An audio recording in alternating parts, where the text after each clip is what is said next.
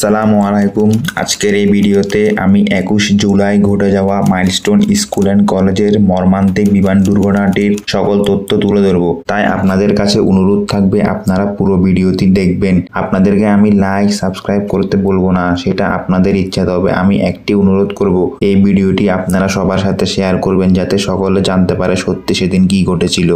21 জুলাই 2025 সোমবার ঢাকার একে খন্দকার এয়ারফোর্স বেস থেকে দুপুর 1:06 একটি F-7 fighter jet take off হয়। আর জেটটিকে উড়াচ্ছিলেন বাংলাদেশ এয়ারফোর্সের লেফটেন্যান্ট মোহাম্মদ তৌকির ইসলাম সাগর। বিমানটি দীর্ঘ 12 মিনিট উড়ার পর তৌকির তার অফিসার ইন কমান্ড থেকে শুনতে পান যে প্লেনটি নিচের দিকে নামছে এবং তৌকির উত্তর দেন রজার। এরপর তৌকির বললেন, আমার মনে হচ্ছে প্লেনটি উঠছে না, ভাসছে। এরপর অফিসার ইন কমান্ড বলতে বাধ্য হন ইজেক্ট। এর মানে হলো তুমি প্যারাশুট দিয়ে প্লেন থেকে বের হয়ে যাও। ইজেক্ট শব্দটি তিনি 2 বার বলেন। এরপর হতে তৌকিরের আর কোনো সাড়া পাওয়া যায়নি। এরপর বিমানটি আছড়ে পড়ে পাশে থাকা মাইলস্টোন স্কুল অ্যান্ড কলেজের উপর। সিসিটিভি ফুটেজে যা স্পষ্টভাবে দেখা যায়।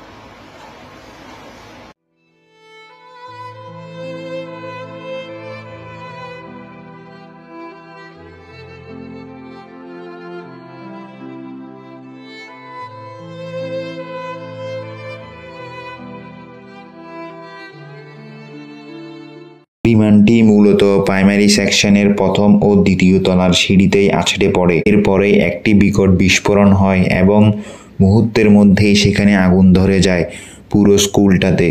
মুহূর্তের মধ্যেই আগুনে ঝলসে যায় ওই ক্লাসরুমে থাকা ছোট ছোট বাচ্চা, শিক্ষক শিক্ষিকা, বাচ্চাদের নিতে আসা মা বাবার শরীর। এর পরের দৃশ্যটা হয়তো কোনো মানুষই দেখতে চায় না। শিক্ষার্থীরা তাদের আগুনে পুরো শরীর নিয়ে বেরিয়ে আসছে। চারিদিকে ছড়িয়ে ছিটিয়ে আছে মানুষের দেহের খণ্ডিত অংশ। ক্লাসরুমের ভিতরে ধাউ ধাউ করে জ্বলছে আগুন, আর ভিতরে পুড়ছে ছোট্ট শিশুরা।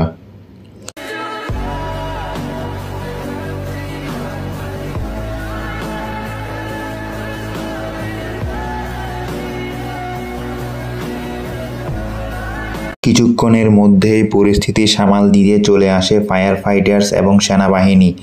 যত দ্রুত সম্ভব তারা আগুন নেভানোর চেষ্টা করে এবং জীবিতদের উদ্ধার করার চেষ্টা করে। এরপর আহতদের নিয়ে যাওয়া হয় ঢাকা মেডিকেল এবং জাতীয় বার্ন ইনস্টিটিউটে। শত শত আহত রোগী আসতে থাকে হাসপাতালে।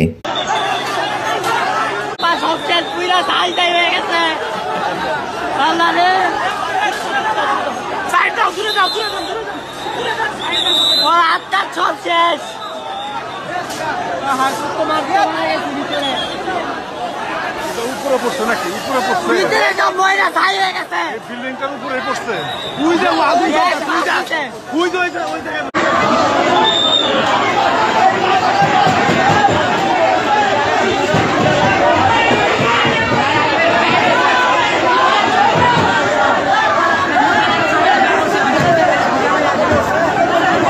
এমন একটা পরিস্থিতিতে যেখানে মানুষের জীবন চলে যাচ্ছে, সেখানে কিছু স্বার্থলোভী মানুষ এই সুযোগের অসৎ ব্যবহার করে। তারা পানির দাম, গাড়ি ভাড়া ইত্যাদি কয়েক গুণ বাড়িয়ে দেয়। আমি পানি বোতল কিনছি 250 টাকা দিয়ে। 250 টাকা দিয়ে কতটুকু? হাফ লিটারের বোতল। কিছু রাজনৈতিক নেতারা মিথ্যা সহানুভূতি দেখানোর জন্য সেখানে দলবল নিয়ে উপস্থিত হয় এবং সেখানে কোলাহল সৃষ্টি করে এবং তাতে করে অ্যাম্বুলেন্সে থাকা রোগীরা হাসপাতালের বাইরে আটকে থাকে। আমরা ওইখানে স্ট্রাগল করতেছি যেন আমরা রোগীদেরকে ঢুকাইতে পারি ভিতরে। ওনারা একজন আসছে, একজনের সাথে আরো 50 জনের চারদিকে ঘেরায় নিয়ে আসছে। কেন ভাই? উনি না আসলে কি উনি 2টা ভোট বেশি পাবে? ওনার ভোটের থেকে 2টা জীবনের দাম বেশি না? উনি যদি 2টা জীবনের কথা চিন্তা না করে 10 জনের 50 জন পাতি নেতা নিয়ে আসছে ভোট নেওয়ার জন্য, বালের রাজনীতি করে। দীর্ঘ প্রায় 1 থেকে 1.5 ঘন্টা পর জানা যায় পাইলট পাশের একটি ভবনের চাল ভেঙে সেখানে পড়ে আছে এবং তার প্যারাশুট একটি গাছে আটকে আছে। সিসিটিভি ফুটেজে তার ইজেকশনের ভিডিওটি স্পষ্ট দেখা যায়। এরপর পাইলটকে উদ্ধার করা হয় এবং একজন লোক তার পালস এবং প্রেসার চেক করেন এবং বলেন তিনি তখনও জীবিত ছিলেন। তারপর তাকে হাসপাতালে পাঠানো হয় এবং পরে জানা যায় তিনি হসপিটালে শেষ নিঃশ্বাস ত্যাগ করেন। সেনাবাহিনী এবং নৌবাহিনী সবাই আইসা ওনারা উদ্ধার করে আইনা আমরা মেডিকেলে আইনা আমরা প্রথমে পালস প্রেসার এগুলো দেখছি এবং সেবা দেই নাই, তো আমরা পালস প্রেসার দেখছি যে বেঁচে আছে, তো হেলিকপ্টার দিয়ে এমার্জেন্সি ভাবে নিয়ে চলে গেছে। না, উনি অজ্ঞান ছিল, উনি কথা বলতে পারেন।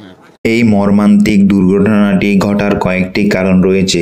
প্রথমত, যান্ত্রিক ত্রুটির কারণে এটি ঘটতে পারে, কারণ এই F7 ফাইটার জেটগুলো অনেক পুরনো মডেলের। বাংলাদেশ এই প্লেনগুলো অনেক আগে চীন থেকে ক্রয় করে খুব অল্প মূল্যে। এর কয়েক বছর পরেই চীন এগুলো বানানো বন্ধ করে দেয়। দ্বিতীয় কারণটি হতে পারে পাইলটের অদক্ষতা। পাইলট তকির এর আগে তার অফিসার ইন কমান্ডের সাথে অনেকবার মিশনে গিয়েছেন, কিন্তু এটি ছিল তার একক মিশন। এয়ারফোর্সের ভাষায় যাকে বলা হয় সোলো ফ্লাইট। তার সাথে তার অফিসার ইন কমান্ড ছিল না, তিনি তাকে মনিটর করছিলেন। অভিজ্ঞ অবসরপ্রাপ্ত পাইলটদের মতে এই বিমান দুর্ঘটনাটি পাইলটের অদক্ষতার কারণে ঘটে। খুব অল্প অভিজ্ঞতার একজন পাইলট, সে খেয়ালও করে নাই যে কতটা ব্যাংক। এর যদি স্পিড বেশি থাকতো অনেক, তাহলে হয় কি স্পিড আবার থ্রাস্ট বাড়িয়ে দেয়, তাতে লিফটও বাড়ে না। সেই রকম স্পিডে এরোপ্লেনটা ছিল না। যে ঘটনা ঘটছে সেটা পাইলটের অদক্ষতা, এবং স্টল করে যাওয়ার পরে তার পক্ষে সম্ভব ছিল না যে স্কুলের উপরে পড়তেছে না কোথায় পড়তেছে সে তো আর নিয়ন্ত্রণ করতে পারছে।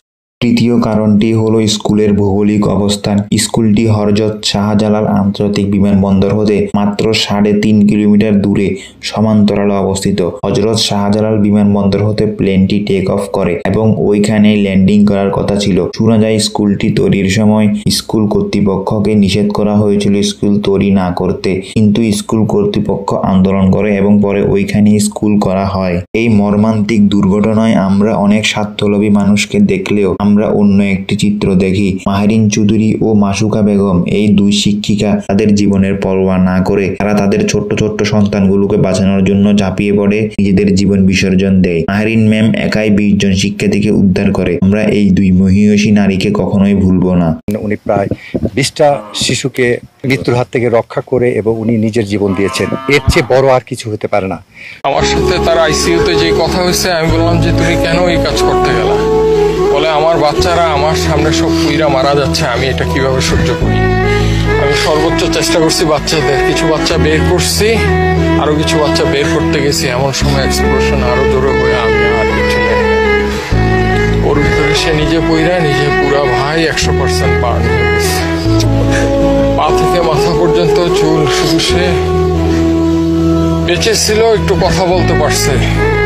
আইসিইউতে তারা যখন চিকিৎসা নিছে এবং তাকে যখন লাইফ সাপোর্টে নেওয়ার আগ পর্যন্ত সে লাস্টে একটা কথাই বলছে যে আমার হাতটা একটু, ডান হাতটা দিয়ে বলছে আমাকে একটু শক্ত করে ধরো ডান হাতটা। আমি শক্ত করে ধরছি, ভাই ধরা যায় না, পুরা সব কিছু পুরা বুকের এইখানে নিয়ে বললো তোমার সাথে আমার আর দেখা হবে।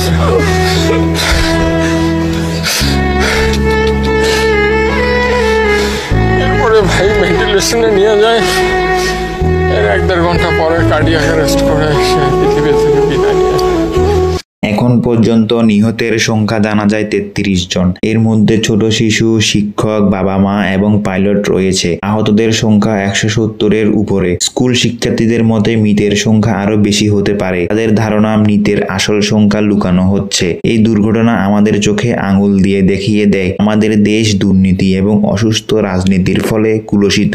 আমরা মহান আল্লাহ তাআলার কাছে দোয়া চাইব যেন আল্লাহ তাআলা সকল নিহতদের জান্নাতুল ফেরদাউস নসিব করে এবং আহতদের সুস্থ করে তুলে। আল্লাহ তাআলা নিহতদের পরিবারকে এই শোক কাটিয়ে ওঠার ক্ষমতা দান করুক। আর আমরা আল্লাহর কাছে দোয়া চাইব যেন এমন মর্মান্তিক দুর্ঘটনার সাক্ষী যাতে আমাদের না হতে হয়। ভিডিওটি অবশ্যই শেয়ার করবেন।